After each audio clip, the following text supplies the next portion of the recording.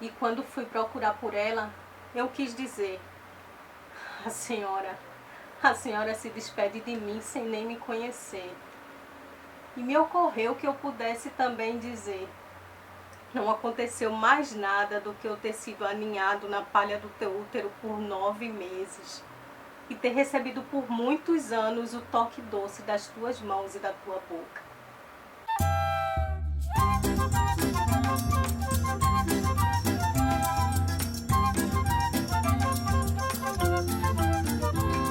Ei, tu aí! Hoje eu vou falar para vocês a minha impressão de leitura de Lavoura Arcaica. E eu já vou adiantar que é um livro que eu amei e que eu me identifiquei demais com ele. E vocês já vão saber por quê.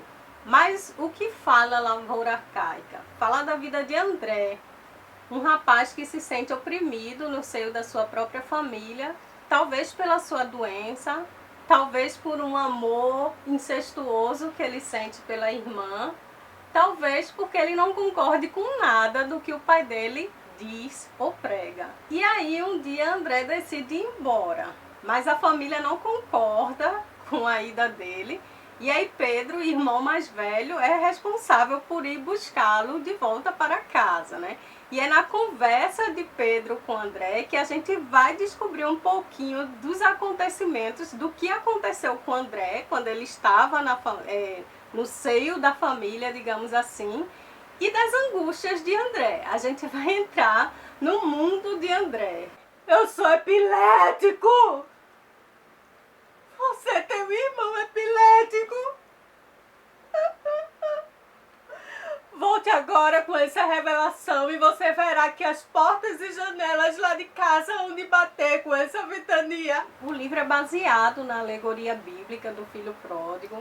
E apesar de André não ter voltado para casa, né, depois de terminada a sua fortuna, depois de ter consumido toda a herança, né, que recebeu do pai, aqui nem tem herança, na verdade, nem nada do tipo, mas a gente vê ao longo da leitura que é como se Raduan tivesse se baseado no relacionamento do cristão com a igreja, em toda essa alegoria da igreja com Cristo, para escrever esse livro. Eu não sei se foi uma crítica que ele tentou fazer, mas eu, que nasci na igreja, entendi como sendo uma crítica, né? Ele tendo usado lá André, que era inconformado com tudo que existia dentro da sua casa, da sua família, e ter ido embora, e ter lá conversado com o irmão sobre tudo o que estava acontecendo, e que o pai dele não era certo em tudo. Enfim, eu entendi como sendo uma crítica à igreja, à própria igreja. E os preceitos do pai dessa família tinham uma força quase que religiosa. Era como se a família em si constituísse uma seita. E nessa conversa que André teve com Pedro, ele via em Pedro todos os trejeitos do pai. Era como se o pai deles estivesse ali falando. Como quando a gente convive com uma pessoa e a gente pega o modo de falar dela, os gestos dela e até o modo de pensar dessa pessoa, como se por nós mesmos nós não conseguíssemos fazer muita coisa, não conseguíssemos ter pensamentos próprios, nem atitudes próprias, nem filosofias próprias. E André é uma ovelha negra, ele é um questionador dos valores do pai da família. Ele é como se fosse um contestador silencioso de tudo. Ele não acredita em tudo que o pai fala, ele não valoriza tudo que o pai fala. E é por isso que ele é pura angústia, porque ele também não tem coragem de conversar a princípio com o pai. E aí algumas passagens desse livro me chamam a atenção, como quando André está conversando com Pedro e relembrando do pai sentado à cabeceira da mesa, falando sobre o tempo como se estivesse recitando os 10 mandamentos. E ninguém em nossa casa há de colocar o carro à frente dos bois. Colocar o carro à frente dos bois é o mesmo que retirar a quantidade de tempo que um empreendimento exige. E ninguém em nossa casa há de começar as coisas pelo teto. Começar as coisas pelo teto é como eliminar o tempo necessário que se levaria para erguer as paredes e os alicerces. Aquele que se exorbita pelo tempo, precipitando-se de modo afoito, cheio de pressa e ansiedade, não será jamais recompensado. Como quando André fala para Pedro do amor que ele sente pela própria irmã, né? E ele relembra de como eles se deitaram. Sim, ele e a irmã Ana se deitaram juntos e depois que se separaram, André, no auge do desespero, promete a ela que se ela amá-lo, se ela deixar que aquele amor deles aconteça, ele pode ser uma pessoa melhor, ele pode se integrar mais à família, considerando, né, que a família reclama isso, que ele não é muito integrado, e ele pode trabalhar com todo amor na terra, coisas do tipo. Mas aí quando ele vê que a coisa pode não acontecer, ele desfaz todas essas palavras e diz que sem o amor de Ana, ele não pode se tornar uma pessoa melhor. Não teria mais sentido a vida dele. Era Ana, Pedro. Era Ana a minha fome. Ela era a minha enfermidade, o meu arrepio, o meu desespero. Ela era a minha lâmina, o meu respiro. Ela era o assédio impertinente dos meus testículos. E a terceira passagem que me chama a atenção é a conversa que André tem com o próprio pai quando ele volta para casa com Pedro e o pai dele vai procurar saber por quê, o que foi que aconteceu, porque ele foi embora. E André fica falando com o pai dele por metáforas, digamos assim. E o pai dele fica quase implorando: André, por favor, fale comigo diretamente. Eu não te entendo, meu filho. Mas ele sabe que se ele for direto com o pai, as coisas podem se tornar bem piores. Pai,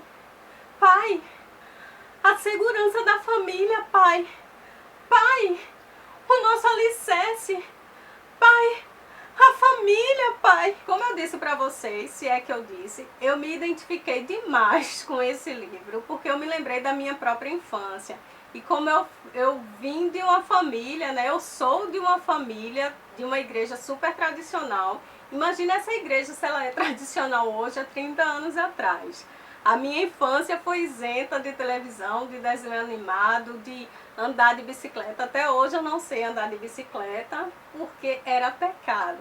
E quando eu cresci, eu não comungava mais com a filosofia dessa igreja. E eu lembro como eu parti o coração da minha mãe quando eu disse que não dava mais para mim. Então eu fui uma ovelha negra. Até hoje eu sou, porque eu sinto que decepciono algumas pessoas ainda por, como André, não pensar igual a todo mundo e não me deixar levar por certos pensamentos, por certas filosofias, por certos preceitos que todos tomam como verdade.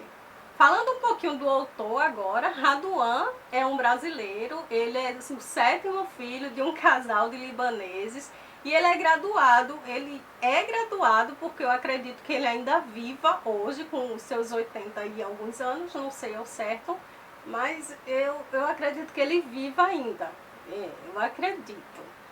Vamos ver, né? Mas ele é graduado em filosofia. E é essa mais ou menos a linguagem do livro. Esse é o nosso desafio. O livro realmente não é um livro muito fácil de se ler, mas eu acredito que sem essa linguagem ele não seria muita coisa não. Então é isso, pessoas. Essa foi a minha impressão de leitura. Talvez eu não tenha conseguido dizer tudo aquilo que eu queria para vocês. Talvez eu não tenha conseguido passar para vocês a imagem que o livro me passou. Mas é um livro que eu amei, eu me identifiquei. E vai ser um dos meus livros da vida. Eu espero que tu tenha gostado desse vídeo. Né? O vídeo um pouquinho confuso, eu acho. E se tu gostou, não esquece de dar aquele velho joinha, se inscrever nesse canal e beijo pra tu.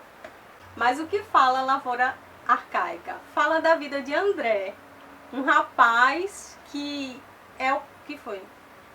Você tá assim. Rapaz. Você tá catando, rapaz.